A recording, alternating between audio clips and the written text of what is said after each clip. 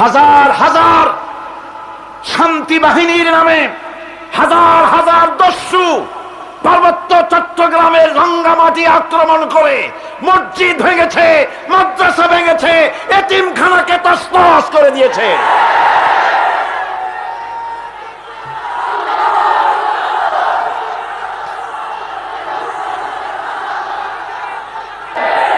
বাংলাদেশের প্রতিটি অঞ্চলে সেনাবাহিনীর পদচারণা অব্যাহত, বিনা বাধায় থাকতে হবে। সেটাই স্বাধীনতার গ্যারান্টি। বাংলাদেশের মানচিত্রের কোন অংশে সেনাবাহিনী যেতে যদি বাধাগ্রস্ত হয়, সেই অঞ্চল বাংলাদেশের হাতে থাকবে না, ভারতের খপ্পরে চলে যাবে।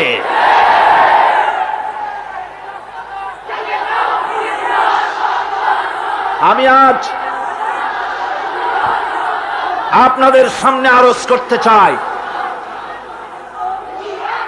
চুক্তি তো সেটাই শান্তি চুক্তি হতো যদি এলাকার সকল মানুষের সঙ্গে কথা বলে একটা মিউচুয়াল আন্ডারস্ট্যান্ডিং এর মাধ্যমে যদি চুক্তি করা হতো, তাহলে এই চুক্তিটা হতো শান্তি চুক্তি, ঠিক না?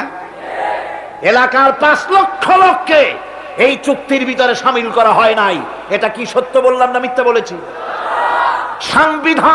সংবিধান পরিপন্থী পার্লামেন্টকে বুড়ো আঙ্গুল দেখিয়ে ভারতকে খুশি করার জন্য যে চুক্তি তৈরি করা হয়েছে, জনগণ এই চুক্তি মানে না।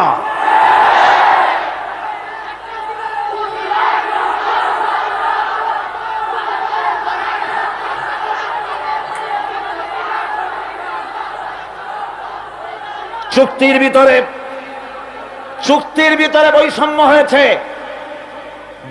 চুক্তির বৈষম্যের কারণে পার্বত্য চট্টগ্রামে আজ আগুন জ্বলছে। যদি সাম্য প্রতিষ্ঠিত না হয়, তাহলে আগুনে জ্বলে পুড়বে মরবে দেশ, সরকার ওই আগুন থেকে বাঁচতে পারবে না।